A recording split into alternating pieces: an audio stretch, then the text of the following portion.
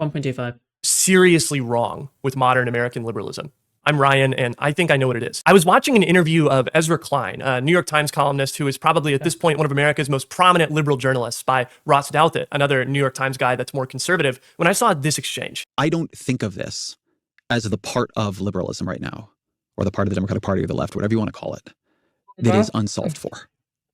I don't think that we lack stories. I don't think we lack that vision. I know we are not as rooted in religious faith as you would prefer us to be. I think our failures have been elsewhere. This has been bouncing around in my head ever since I heard it. If I was to ask you, what is the story that the Democratic Party tells or that liberals in general tell about American politics, what would you say?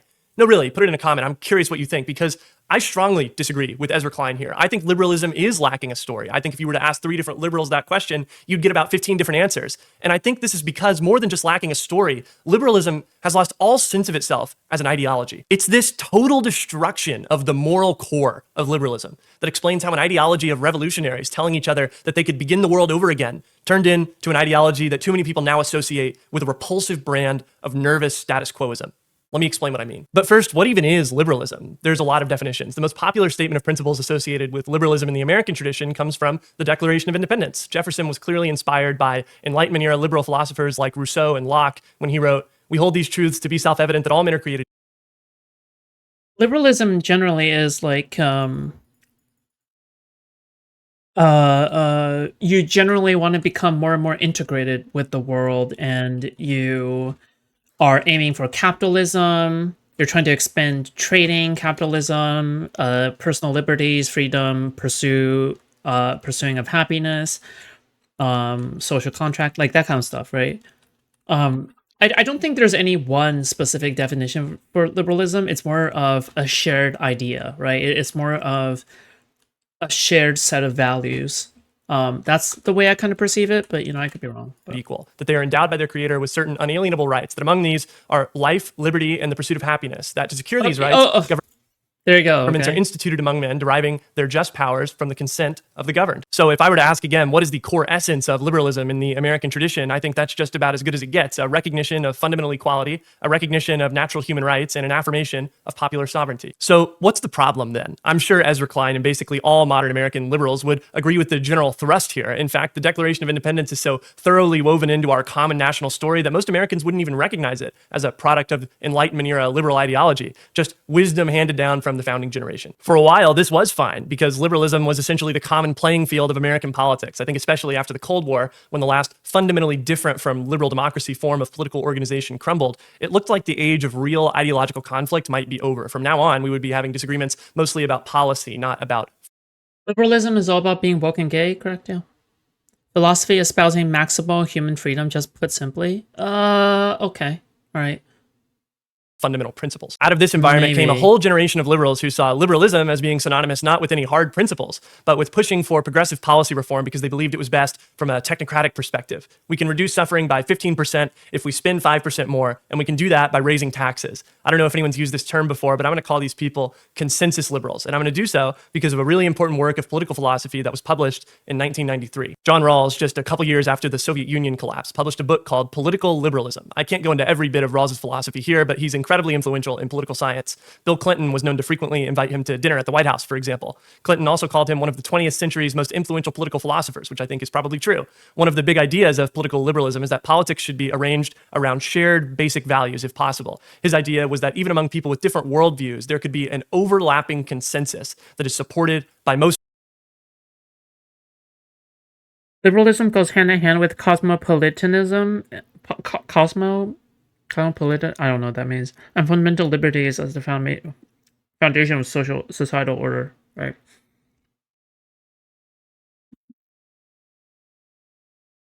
It's not talking about like maximizing freedom, right? It's maximizing freedom as like a net sum, right? As in, obviously you would restrict people from killing other groups of people, and liberalism still allows you to wage war against other countries if they're trying to invade and take your rights, right?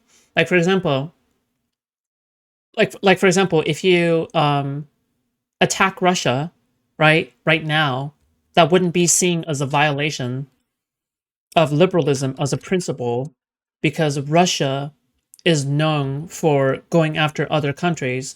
So you trying to maximize the freedoms of other people. Yeah, that wouldn't contradict, right?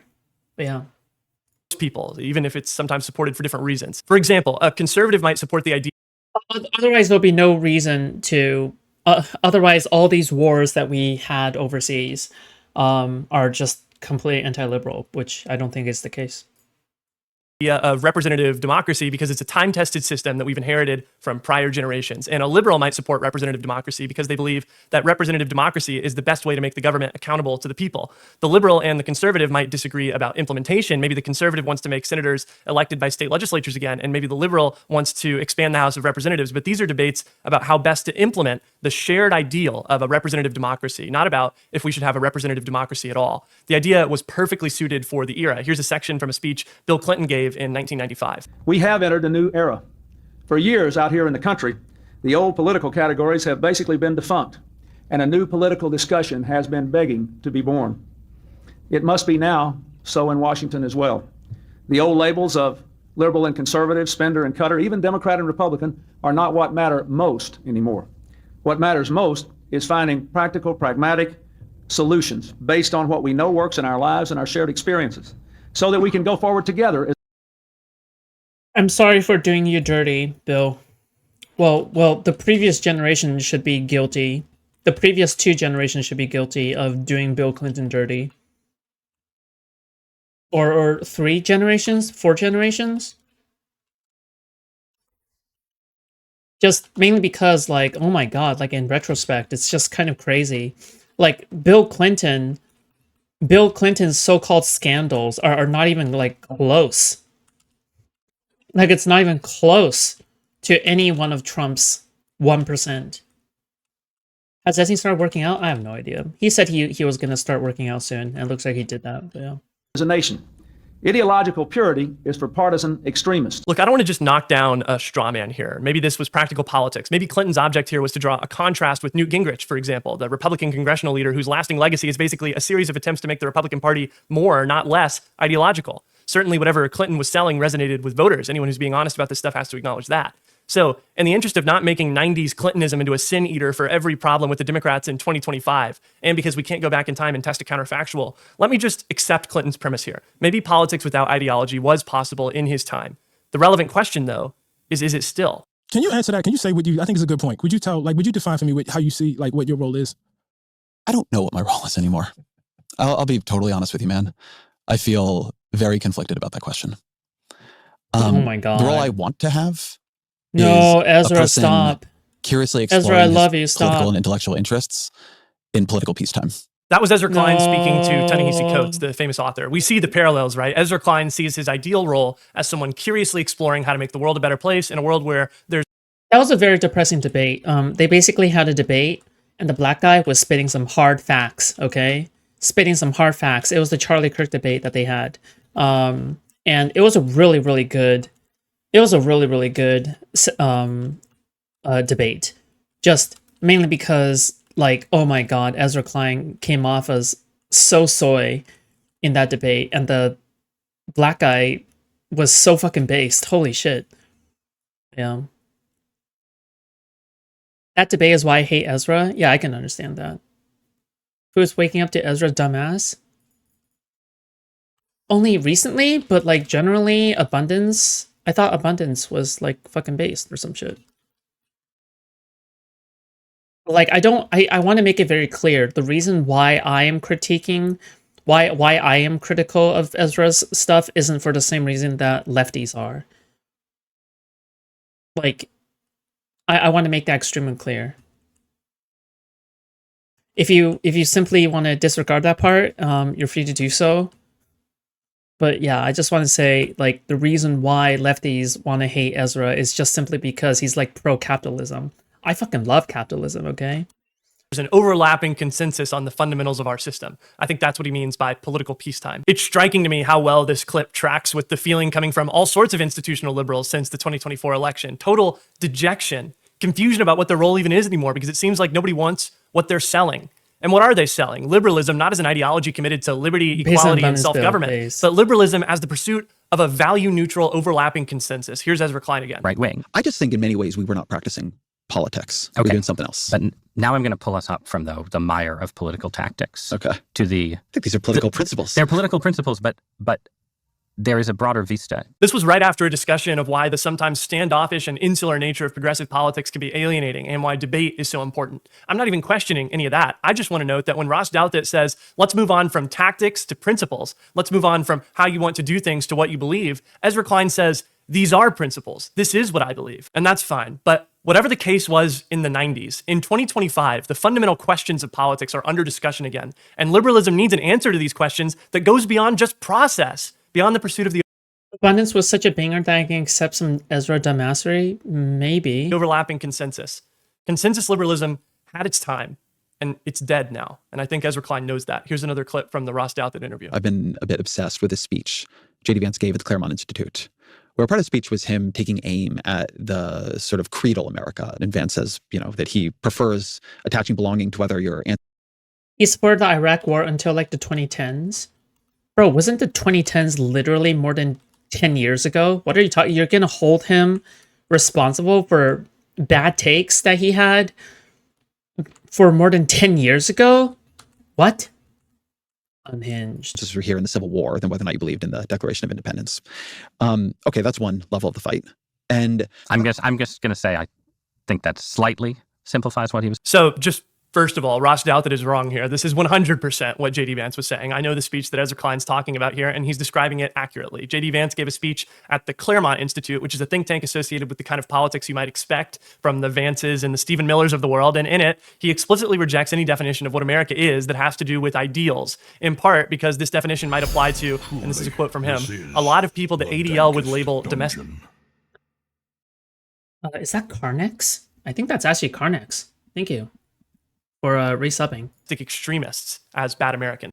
The Iraq war started in 2000. Yeah, I know that. Well, I know that it started in the early 2000s. But you're trying to hold him unreasonably. Like, he shows that he could change his mind. He shows that he can change his opinions. Like, are people not allowed to change their opinions anymore? So, like, this is the problem with lefties, all right? Like, all they do is fucking purity test, purity test, purity test. Dude, the reason why you dislike Ezra Klein cannot just be the fucking Iraq war changing of minds in the 2010s. You are retarded. You are retarded. You're retarded. Vance, of I'm course, not gonna thinks this is engage an anymore. absurdity because those domestic extremists have ancestors that were here at the time of the Revolutionary War. He is straightforwardly advocating for an ancestry-based definition of what a good More than American 10 is. years ago, I by just the wish way. some journalists would take the time to ask him which domestic extremists specifically he was talking about here. Here's another example of how the fundamentals of American life are being debated right now from a speech that Senator Eric Schmidt delivered at the National Conservatism Conference. The Continental Army soldiers dying of frostbite at Valley Forge. The Pilgrims struggling to survive in the hard winter soil of Plymouth. The pioneers striking out from Missouri for the wild and dangerous frontier. The outnumbered Kentucky settlers repelling wave after wave of Indian warband attacks from beyond the stockade walls. All of them will be astonished to hear that they were only fighting for a proposition. It's so interesting that he uses the word proposition here. Let me dwell on that for a second. Do you remember what Ezra Klein said about J.D. Vance's speech? J.D. uses the formulation of creedal America when he's trying to say that what an American is should be based on ancestry and not values. So when I heard Senator Schmidt use the word proposition instead of saying creedal, or even the more common right-wing shibboleth of America is not an idea, it stuck out to me. Where else has the word proposition been used to define America before? Who is Senator Schmidt arguing with here whenever he says that America is not a proposition? Only the most famous interpretation of the ideas in the Declaration of Independence ever written, Abraham Lincoln's Gettysburg Address. 7 years ago, our fathers brought forth on this continent a new nation, conceived in liberty, and dedicated to the proposition that all men are created equal. This text, Yeah, well, he's dead. this interpretation of what America is fundamentally about has been considered so important, so integral for so long that it's printed alongside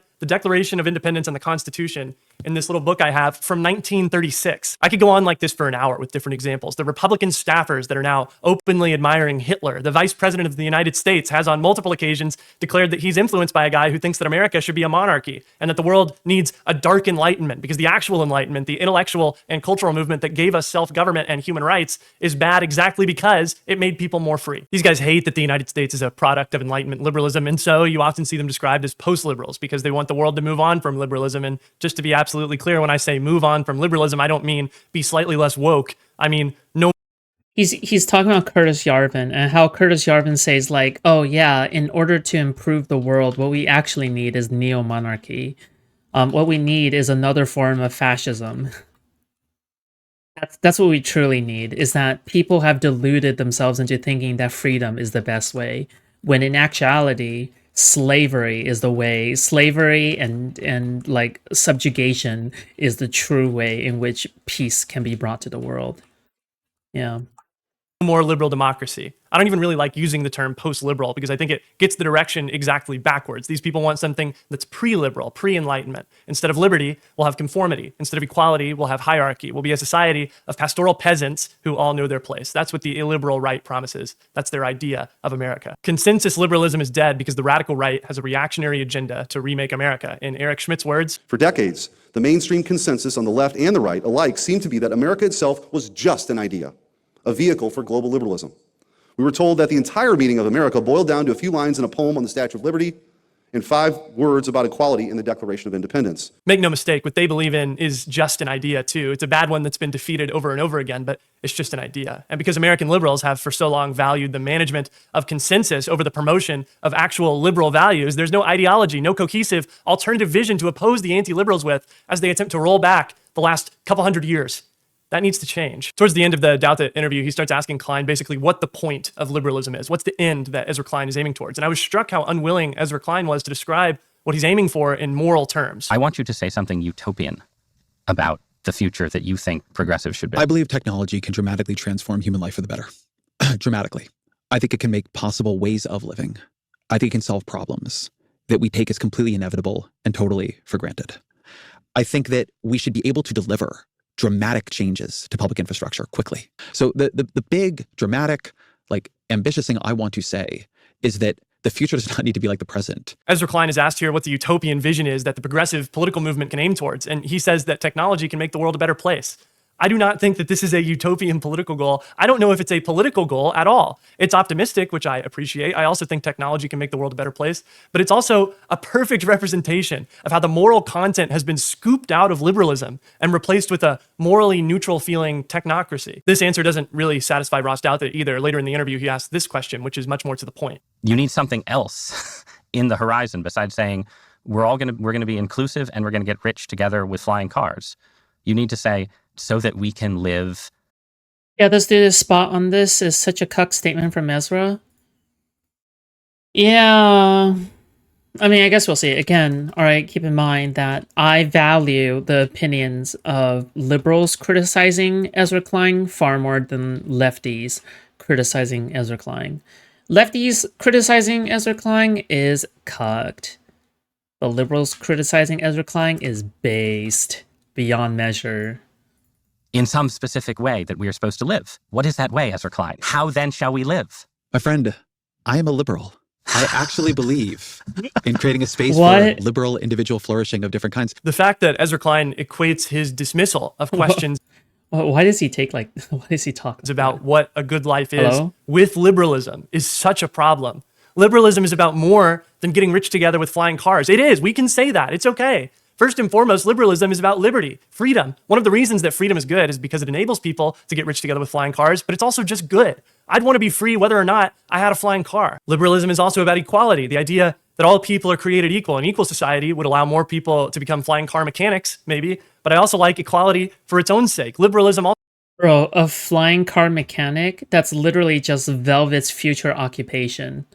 believes in self-government. Maybe a dictator could regiment our lives in such a way that we could create flying cars faster. But if you asked me if I wanted a flying car or to live in a democratic republic, I'd tell you that I like walking. People care about more than just material things. People want meaning. People want purpose. Liberalism wants people to be free to pursue happiness, but it also isn't totally neutral on questions of what a good life is. John Stuart Mill, a great contributor to liberalism, said that it's better to be a sad person than a happy pig. Why? If the pig has all of its material needs met, infinite slop, whatever pigs want, it's better to be a human because humans have the capacity for higher forms of happiness. So much of what we see from the online right, especially these days, is essentially an appeal to piggishness, low pleasure, base instincts. And despite this, so many of them aren't even happy. They're black-pilled. And what's the point of being a pig if you're not even a happy pig? They might watch people who sell them a somewhat happy pig-like lifestyle of pointless self-indulgence, but it's not I mean, this kind of reminds me of the red pill lifestyle, right? a lifestyle that the average viewer could ever reach. Only so many people can hawk online courses. Only so many people can get rich crypto rug pulling. And there are only so many booths in the Miami clubs. Liberals in the Enlightenment era asked people to be personally enlightened. Even if you truly believe the monarchy would be better, why the fuck would you choose Trump to be your monarch? Exactly. And you know what's the funny thing is that I'm pretty sure Curtis Jarvin literally wrote that if he wants a CEO king, it would be a good CEO king, right? But the problem is that real life doesn't oftentimes pan out to how you want it to be, right? You're more likely to get like a tyrant, like who has absolute control, than you have like a King Solomon or a King David, right? Or like someone who is wise beyond measure, Gilgamesh, right? Yeah, I mean, I think that's where the problem is that if you want a monarchy, you're not going to be guaranteed a good monarchy. But when you want stability, and stability is the important part, you would want a democracy. But if a democracy is bad, if liberal democracy is bad, then, well, the problem is that change is going to take a very long time, especially to improve in that circumstance, right? But yeah. Which is why, like, all this, like, oh, one-party rule shit is just so retarded. But yeah. To use their capacity for reason to work to Even for a tyrant, Trump is still just retarded. Or maybe this is just an insight of how the average tyrant likes to operate. Maybe we're just way too used to looking at Putin, and we need to look more like Kim Jong-un. Do you think Kim Jong-un is that smart? I don't think so. I think this guy is also like very susceptible to flattery and cringe. And even then Putin wants to be like filmed riding a bear, right? improve themselves, to be virtuous. Immanuel Kant called the Enlightenment man's emergence from his self-imposed immaturity. And this wasn't just figurative language referring to all of humanity or something. He was referring to individual people. He called people who refuse to use their capacity for reason lazy and cowardly. Liberalism does generally believe that people should be free to go about their lives however they want, but liberalism is also not silent about what the characteristics of a good life might be. Liberalism also cares about community. In France, they cared about it so much that they added a fraternity to the liberty and equality. This feels like an aspect of the good life that liberals like Klein should be absolutely emphasizing in an era where community feels like something that's unattainable for so many people. Enlightenment era liberals also knew that the success of a democratic republic depended on people and the country becoming better over time, and that these two things were actually inseparable. This is what founding father Benjamin Rush said in 1787. Patriots and heroes, come forward. Your country demands your services. Philosophers and friends to mankind, come forward. Your country demands your studies and speculations. Maybe. Lovers of peace and order who declined taking part in the late war, come forward. Your country forgives your timidity and demands your influence and advice. Hear her proclaiming in sighs and groans in her governments, in her finances, in her trade, in her manufactures, in her morals, and in her manners. The revolution is not over. I don't think that we lack stories. I don't think we lack that vision. I know we are not as rooted in religious faith as you would prefer us to be. I think our failures have been elsewhere. So to address more fully the clip that I started this video with, what are we even talking about here? Liberalism is so desperate for a story, a vision of the future worth aiming for, that when Ezra Klein's book Abundance was released, it immediately became a focal point of the ongoing fight within the Democratic Party about which story we should be telling. Should we be talking about billionaires? Should we be trying to moderate culturally or otherwise? Should we be talking about authoritarianism? And even if you strike gold and get a benevolent monarch, what happens when he's gone? Well, then you have the coin toss, right? You can either have like, I don't know, someone who fucking parties all day, which is like generally what happens, right? Someone who fucking parties all day, right? And yeah, generally it's like what? It's like fucking 20% of the time, it's a good monarch. And then 80% of the time, it's someone who is selfish and got everything they wanted out of life and they're pampered as a baby, right? Like pampered as a noble, as a highborn noble, right? Like, yeah, generally it's the coin roll isn't even good. The dice roll isn't even good, you know? It's not even like 50-50. Should we be talking about how to make the government better at Pretty delivering for people, so on and so forth? Stories aren't optional. Values aren't optional. They're essential. People don't vote on data alone. People vote on stories. The right has a story, an ideology, a culture. Liberalism used to have this, and for as long as we don't, the right is going to be pushing on an open door. Liberal journalists love talking about calling balls and strikes.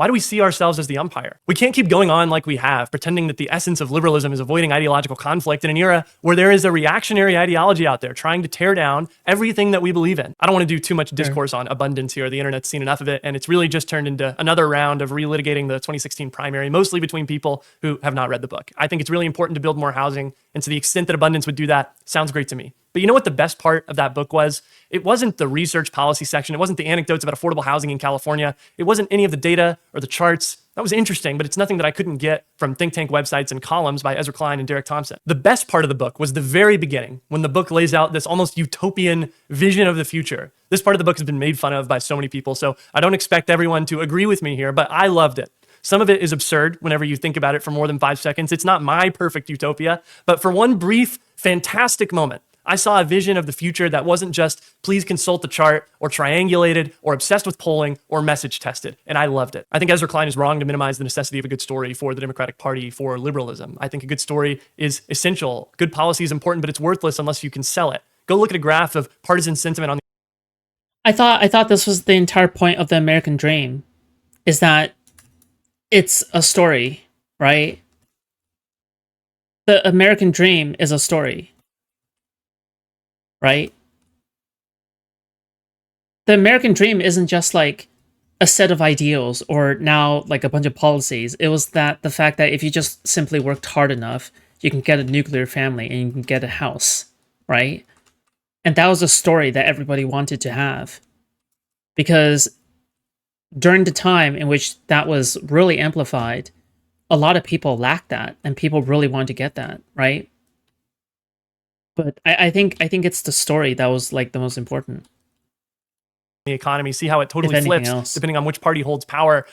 And then they brought in a lot of immigrants as well. Wealthy immigrants, hardworking immigrants, right? And tell me that voters are making decisions based on which economic policy is technocratically correct. Did the Republican Party flip their position on tariffs because they looked at the data and decided to become protectionists? Absolutely not. They flipped on tariffs because they bought into Trump's story about how trade is part of foreign exploitation. The policy is part of the story. Ezra Klein knows this. I've heard him say something similar. There are so many stories that liberals could tell about our vision for America. I'm not here to tell you exactly what policy positions to stake out. You want to be an economic populist? Fine, be my guest. You want to be an abundance guy? Give it a try, have at it. My personal litmus test has 3 parts. First is a simple recognition of the fact that we are facing down a right-wing ideology that says America is no place for people that believe in liberty and equality. Second is a belief in the liberal and American values of liberty, equality, and self-government for their own sake, and not just because they create a smooth playing surface for policy wonks. Third is a demonstrated willingness to defend these ideals. When I went to a No Kings protest in my town on the 18th, I saw a lot of people out there who believe in liberal values. They weren't naive about our country's past or present, but they believed in the I like the American flags, okay? More American flags is good. ideals of the Declaration of Independence, and they believed in the future. I believe that there's a lot of people out there waiting for someone to speak to a moral core of liberalism that the consensus liberals have let sit dormant for so long. The base for a reinvigoration of liberalism exists. It's there. And of course, we can't resurrect the past. That's not what I'm saying at all. But it doesn't get much more traditionally liberal than a No Kings protest. And it's trivially easy to create the connection between the liberal values of liberty, equality, and self-government and an argument against an ideology that wants America to be less free, less equal, and governed less by the people and more by an oligarchic alliance of business and right-wing political interests. People are sick of the actual capitulation from elite liberals. How many examples do we have of media people or law firms or ostensibly liberal business leaders kowtowing to the Trump administration? People are sick of that. But people are also sick of the moral capitulation of consensus liberalism. We can win this, but only if liberalism can become something more than a nervous defense of the status quo, and only if we can remember together that we have it in our power to begin the world over again. As a bit of a PS here, this video is about a very specific Who's this guy? What's his YouTube? This guy is called Ryan Getty. Seems to be 14.5 thousand subscribers. He seems to be a liberal. But yeah. The American dream has been a myth to anyone paying attention for the last 100 years. Did you read The Great Gatsby, lol? No. But, like, I understand that, okay? But people fell for it anyway, right? My point is not in the fact of how bad or how good the American dream was. My point in bringing that up is it had a good story, and that's why it was effective, right? Because there's already a lot of stories about how the American dream is a failure. But at the time, was it really such a failure to lure people into the United States? To pump its economy? to drive jobs and manufacturing, right? No, right? It's good that we have all these immigrants. It's good we have all these people helping the United States, right? Yeah. Problem I see in modern American liberalism. But I want I like this video a lot, just mainly because I think that criticism of other liberals coming from a liberal perspective is the most valuable and underutilized thing out there. I think that there's a lot of critique of the left wing from a leftist perspective and from a MAGA perspective. And you're not going to see, like, there's so much of that, right? But I think that this is one of the first times, or not one of the first times, but one of the only times that I've seen a liberal critique of another liberal perspective, right? Especially someone like Ezra Klein. I think that's a good thing. I honestly think that's a really good thing. I think that people should do it more. But the thing is you got to be kind of careful because bad actors might use your good faith critique for bad faith reasons, right?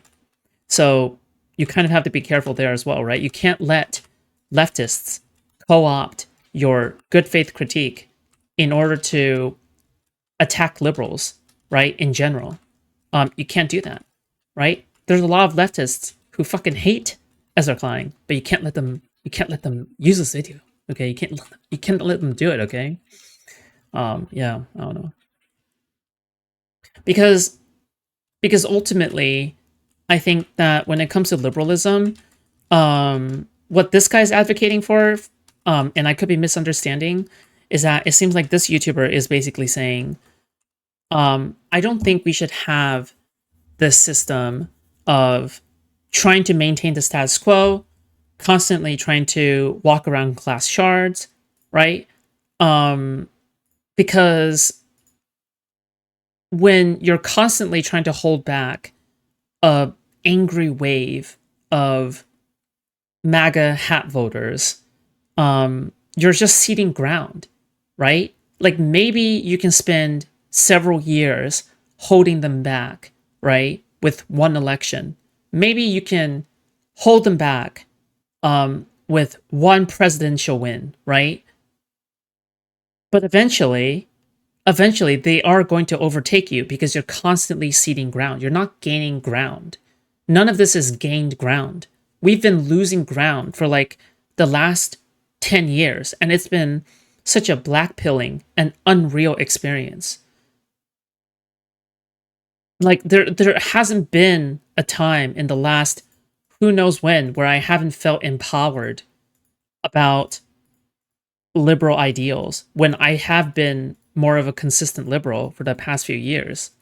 It's quite disappointing. But at the same time, you know, I understand. I mean, that kind of just goes to show that what we have been doing has not been working, right? This way of conducting liberal politics has just not been working. It's just not been working. It's not been working because they have found the cure to liberalism, which is Trump, right?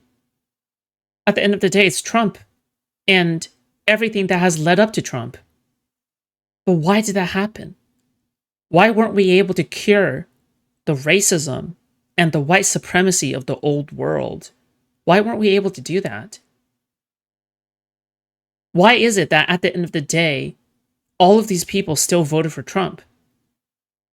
Is it because liberals are too extreme? No, I'm starting to think that's not the case because liberals have been blamed this entire time, right? For being communists and for being lefties, right?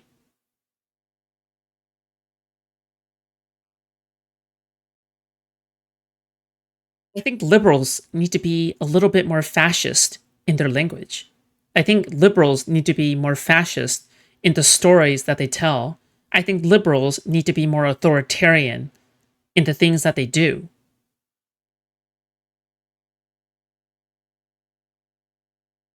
Because I don't think the soppy, wet, putrid, I don't know. Like we need something more forceful than what we have right now. A more forceful attitude when it comes to liberalism. I don't know.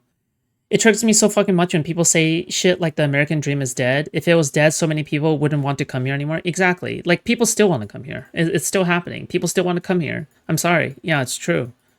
The philosophy you're looking for is futurism, not authoritarianism. I don't know. Like, maybe co-opt authoritarian language, you know? I mean, shows that, I mean, Gavin Newsom, it works. He's facing critique. Plenty. From people who are concern trolling about him. To be clear, I like Ezra Klein. I listened to almost every episode of his podcast. I've followed his work for a long time. Ezra Klein is a force for good. See, the only person that can critique is a fan, okay? The only person that can truly give a good critique of a content creator is a close fan, okay? All right? I'll stand on that. In American politics. So in the spirit of being clear that this is an attempt to make American liberalism better and not to participate in needless friendly fire, I've brought on my fellow YouTuber Aiden Hall, and we're going to both say something nice about Ezra Klein. He has a fantastic YouTube channel. Absolutely go check it out and subscribe to him. Thanks. Hi, everybody. My name is Aiden Hall. I run a political-ish YouTube channel. Started around a year ago. We cover the future of the Republican and Democratic parties and the rise of the Supreme Court and other related topics. If you find that at all interesting, you should check me out. But I'm excited to be here. Aiden has a great YouTube channel. You should absolutely go watch all of his videos and subscribe to the channel. Thank you so much for being here. So, as you know, I just you haven't seen the script, but I've told you what this video is about, and it's mostly about a critique of modern American liberalism through the lens of some things that I've seen from Ezra Klein. But the point that I'm trying to make at the end of this video is that I don't see Ezra Klein as like a force for evil in the world. I think Ezra Klein and I would probably agree on almost everything, you know, in terms of substantive policy decisions that you could make. And so what I want to do at the end here is have us both say one nice thing about Ezra Klein, because I know that you like Ezra Klein. And oh, come on. Stop. Okay, that's not needed. Okay, that's not needed. Hello, iDubbbz is calling. iDubbbz is calling. Like, what is this? Okay, stop. This part is not needed, okay? But the everything before this, okay, all right, whatever. It's not. I have gotten some significant value from Ezra. It's okay. It's okay. All right, I get it. And so, you know, I don't want this video to be taken in a bad faith way. So I know you've got something. Let's hear it. Yeah. Also, you're not guaranteed that Ezra Klein is even going to see Well, this, I'm honored to be part of the feel-good segment of the video. I would say my one thing that I like about Ezra Klein, one of the things I like about Ezra Klein, is that he thinks it's cute. I like it because you're soy, my boyo. Positions that he's taking with his audience as he's forming them, which I think is rare for political commentators in the space right now. That's some shit Ezra Klein would do. Yeah, this is how you know they're Ezra Klein fans, okay? Is because they want to do a feels good segment. See, this is how you know. This is how you know they are truly an Ezra Klein fan, okay? Oh my god, it's the soyness. Oh my god, I'm following you on Instagram now. You won't see MAGA wearing their red hats here at the food bank. Pissed. Oh my god, true. I think the racism is always there, but inequality has made people much more upset, and that brings out the racism. Conservatives also adopted a postmodern political platform where truth is secondary. Well, yeah, sure. I mean, we can go on and on. We can also talk about like the foreign actors who are trying to influence American politics by promoting bot farms and having advertisement campaigns and stuff like that. You're collecting us like Pokemon, true. right? Like we can talk about the foreign actors. We can also talk about lefties who genuinely believe in what they're talking about and they don't even realize or they don't care about their message being co-opted by foreign actors. We can also talk about MAGA also doing a purposeful propaganda campaign all the time to rage bait constantly. Yeah, I don't know. There's a lot of things here, right? So That's so interesting. Yeah. What exactly? So whenever you say he thinks through them with his audience, you mean maybe it's all just too much. Have we ever thought about that? Maybe it's just that everyone is just against us and it's all just become too much. I think we also need to start considering that possibility. Is that there's so many people against the United States that it's all just too much for one country to handle. It's too much dogpiling for one country to handle. Maybe that's the real, like, maybe that's actually what's actually happening. I don't know, right? Because I wish I can sit here and say like, oh yeah, maybe liberals just need to be more authoritarian or something like that, right? But like, what if it's just too much for one country to handle? That the top country will always be bodied by a bunch of other foreign actors.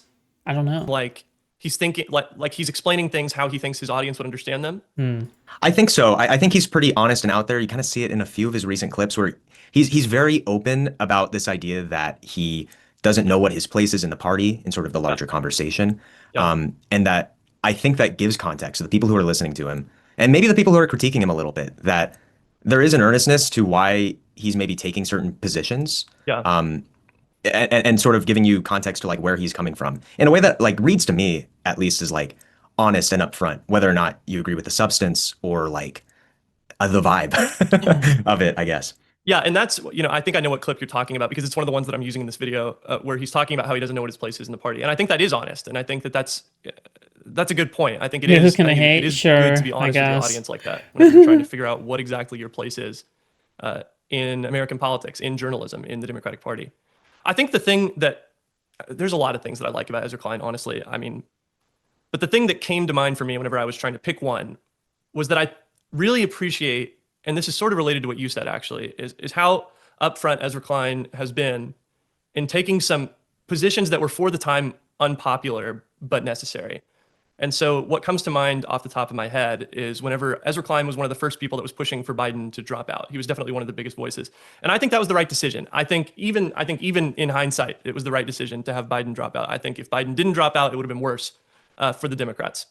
And so I applaud him for that because I'm sure that was a really hard position to take at the time because he was in the minority at that time. I think another example that comes to mind is he was encouraging the Democratic Party to shut the government down in the current government shutdown that we're in. And I think that was the right decision too. I think I didn't even know he had all these takes. Sounds really fucking based. Agree about the foreign influence, so do we need a great firewall? No. I think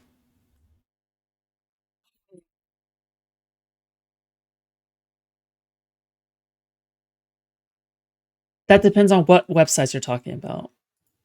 But I don't know. I haven't worked out the details. I don't know. Like, you would have to think about something that is like, that wouldn't infringe upon the freedoms of people that you don't want to infringe upon, but at the same time, you want to be able to block out malicious actors. I think that's a really hard question. I'm sorry, but I just don't have an answer for that. I think that was the right decision. And I know that he has a lot of sway with voters, but I also know a lot of politicians watch him too. And the fact that he's willing to come out and say these things that have risk, he is willing to take risks on things. And that's something that I appreciate. I think you could almost argue it's why he has the sway. Like those two pieces are connected, right? Like I don't know. I've known about Ezra for a while. I assume you have too, because we operate in this space. But it seems to me like he has a lot more prominence, at least in the last year or so, because of positions that he took on Biden dropping out. And we'll see what happens with the shutdown here. But it almost seems like those are the things that like kind of give him major like institutional clout in a way he didn't have before. And I think it's part of why people are talking about him so much right now. The solution is to treat foreign bot farms as national security threats. I take the Ryan Macbeth view and see them as valid military targets. Fucking bomb the Russian bot farms. You know what? I'll support that. Why not? I agree. Okay, Well, thank you so much for coming on and doing a little feel-good segment with me, Aiden. Everyone, please go check out his channel. I really love it. There's some great videos on there. Your recent video about the Supreme Court was awesome. Everyone, Oh, thank you so go much. subscribe. Okay, thanks so much. I really appreciate it, Ryan. Okay, that's actually the end. Thank you so much to everyone. Honestly, that might be the... Bro, that might actually be, unironically, the way. Like, can you imagine ordering airstrikes on foreign bot farms? Dude. That would be wild. That would be wild, but based. Okay? Holy shit. Starting a nuclear war, Foodshops? Yeah, I mean, why not? Just start the nuclear war. I would rather... Maybe it's just better to have nuclear war than to capitulate to terrorists all the time. And before the Russian bot farms are located in Ukraine, then bomb them too. Jesus. 5,000 Russian cell phones. Like, I don't like... There is something worse than nuclear war, right? Right? There is something worse than nuclear war. A slow and painful death.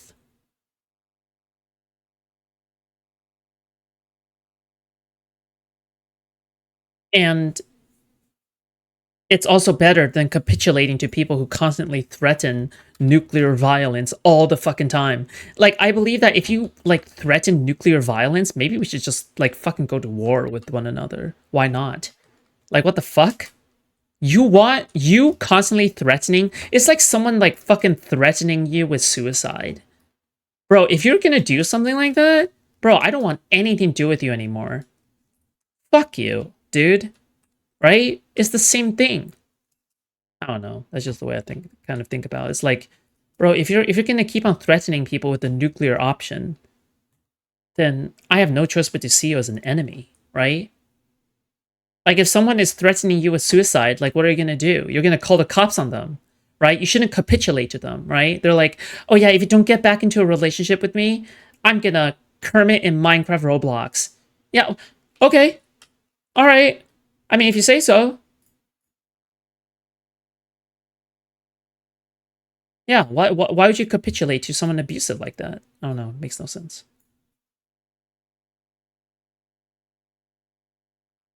The zombie apocalypse sounds appealing. Sure.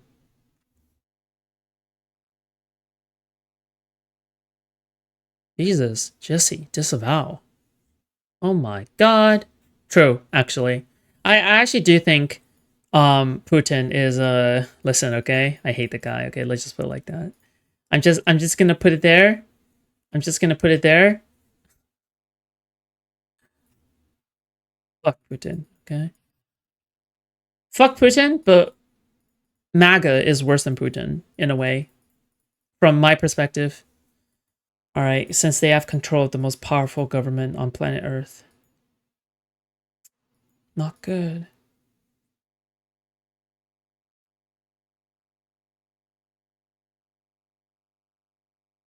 For watching. I hope you enjoyed this video.